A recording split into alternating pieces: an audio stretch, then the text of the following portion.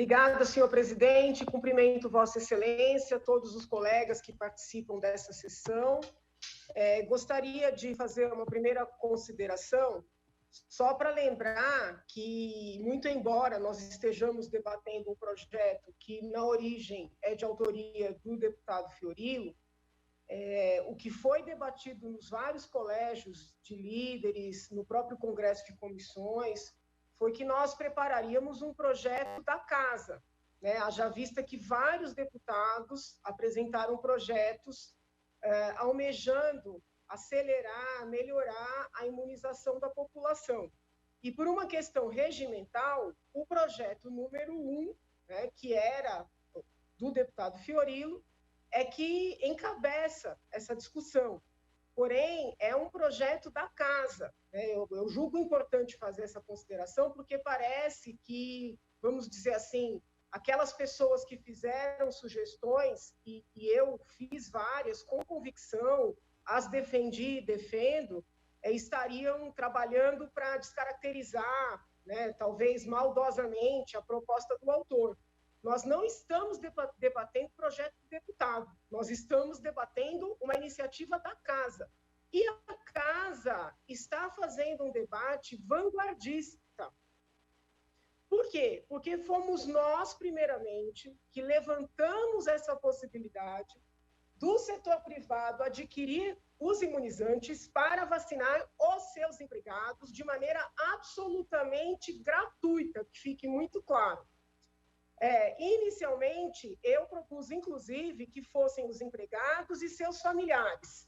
Várias modificações foram sendo feitas e ficou estabelecido no artigo 2º, que eu considero um artigo muito importante, que os empregadores poderão adquirir as vacinas para imunizar os seus funcionários.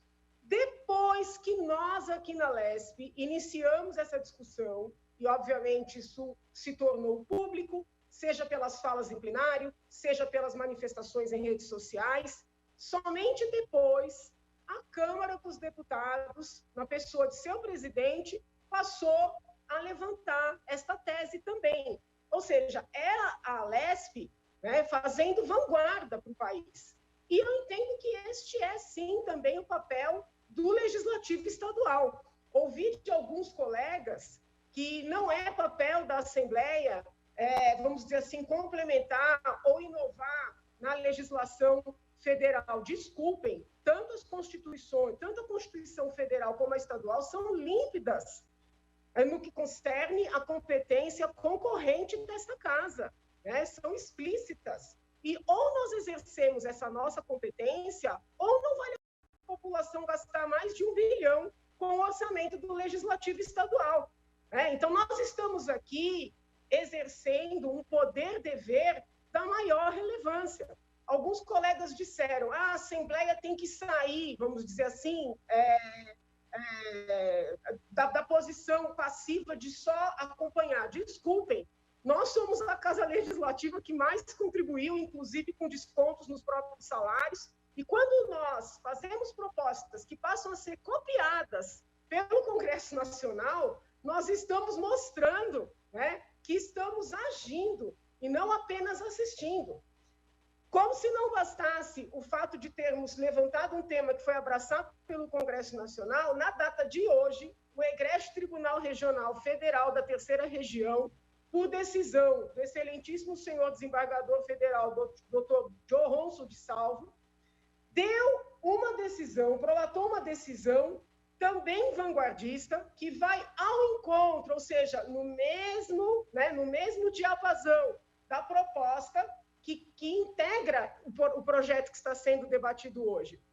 O desembargador concedeu, eu quero frisar isso aqui, ao Sindicato dos Empregados do Comércio de Campinas, Paulínia e Valinhos o direito de adquirir entre 500 mil e 1 milhão de doses de vacinas para imunizar os trabalhadores do comércio,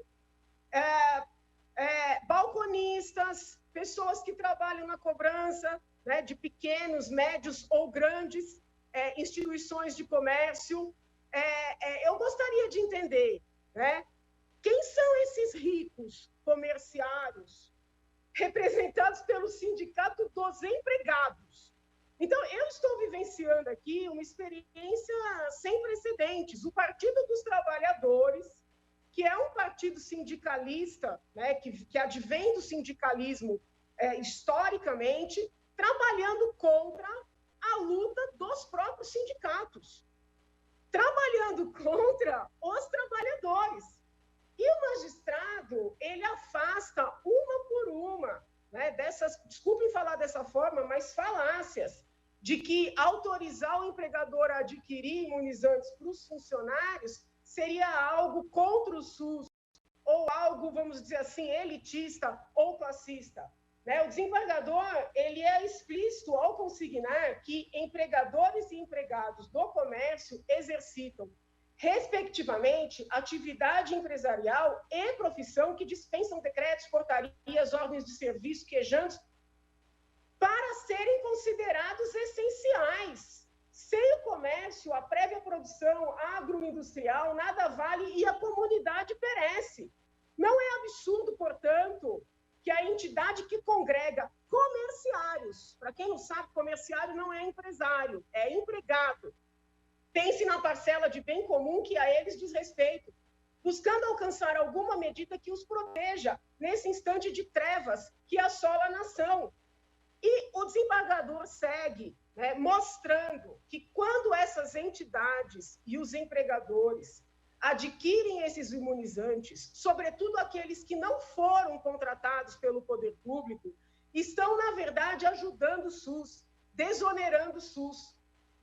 Que da maneira que alguns colegas que me precederam se manifestaram, a impressão que dá é que no Brasil, né, só existe o SUS. Né, que não existem os convênios, que não existem a saúde privada, que a mera existência dessas outras formas de prestação de saúde, que nem é disso que nós estamos falando aqui, que isso já descaracterizaria o SUS.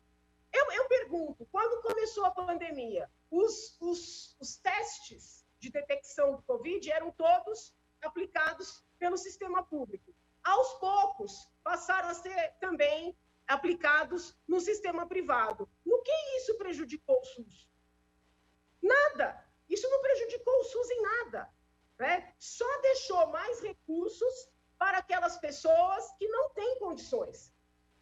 Por mais que nós reconheçamos categorias essenciais, e todos os deputados aqui sabem da luta que nós estamos fazendo por indicações, por ofícios, para que mais e mais grupos sejam reconhecidos como essenciais, esses grupos de trabalhadores que estão ali na faixa dos 20, 30 e poucos anos, pessoas saudáveis, estão no final da fila do plano público de imunização, tanto federal como estadual e municipal, estão no final da fila, muito embora sejam os mais expostos nos transportes públicos, em atividades que não puderam fechar, como os empregados de supermercados. Eu quero entender quem no Partido dos Trabalhadores, o PSOL, não sei quais outras siglas vão se manifestar nessa linha, estão defendendo quando não querem que as grandes redes de supermercados, pessoas sabidamente milionárias, quiçá bilionárias, gastem um pouco desse seu tanto dinheiro para comprar vacina para os próprios funcionários. A deputada Analice Fernandes fez uma pergunta, quando eu fui responder, ela se irritou, mas ela perguntou, eu respondi. A deputada perguntou assim: quem são esses tais colaboradores que vão ser vacinados? Ora, a deputada lembra bem das nossas reuniões na comissão, na CPI das quarteirizações, quando debatemos profundamente as várias formas de prestação de serviço. Houve colegas que questionavam a prestação de serviço por meio de pessoa jurídica. A deputada defendeu como uma forma legítima. Pois bem, se nós escrevermos apenas empregados, somente os seletistas serão contemplados.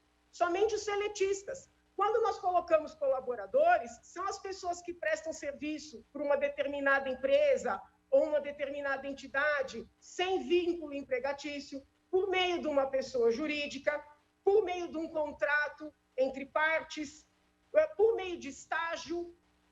Nós estamos, na verdade, acelerando a vacinação de categorias vulneráveis economicamente, economicamente, categorias que estão trabalhando precisam trabalhar, muitas que precisam voltar a trabalhar para garantir a própria sobrevivência. Então, nós estamos colaborando de maneira direta para esses grupos que serão imunizados, estamos colaborando para a coletividade, porque aí sobrarão mais vacinas do sistema público, né, para aqueles que não têm essa condição, e mais, estamos colaborando para o enfrentamento da própria pandemia, porque atingiremos de maneira mais ágil a imunidade de rebanho.